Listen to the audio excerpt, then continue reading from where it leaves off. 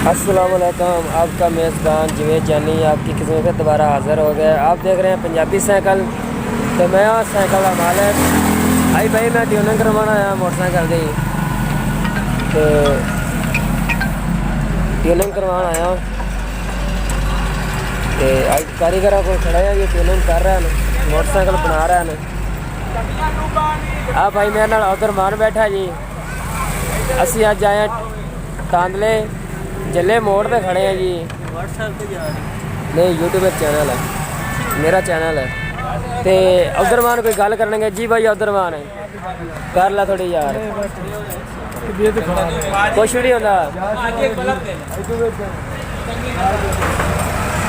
कोई गल कर रहे अस्सलाम वालेकुम जी। अस्सलाम वालेकुम।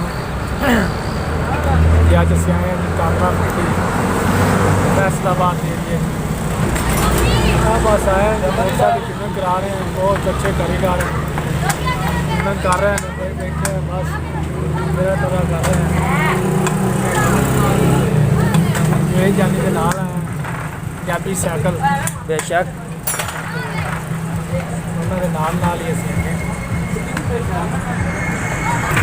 जी बहुत अच्छे कारीगर हैं मोटरसाइकिल। भैया ना की अपना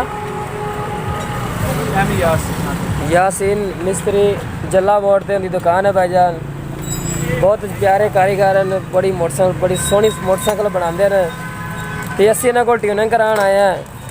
तो जायज़ मुनासिब रेट इन्हों का, इन्ना ज़्यादा रेट नहीं है। तो भाई इन्होंने मोटरसाइकिल खोल लीए तो भाई ना गोले बेचते हैं कि पता नहीं गुब्बारे बेचते हैं। तो उन्होंने मोटरसाइकिल बना रहे हैं।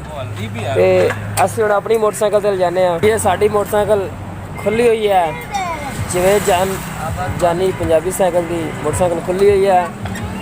तो ये कारीगर सैट कर रहे हैं, आते ने बहुत प्यारी असी ना कम करने, बहुत प्यारा काम करने जी।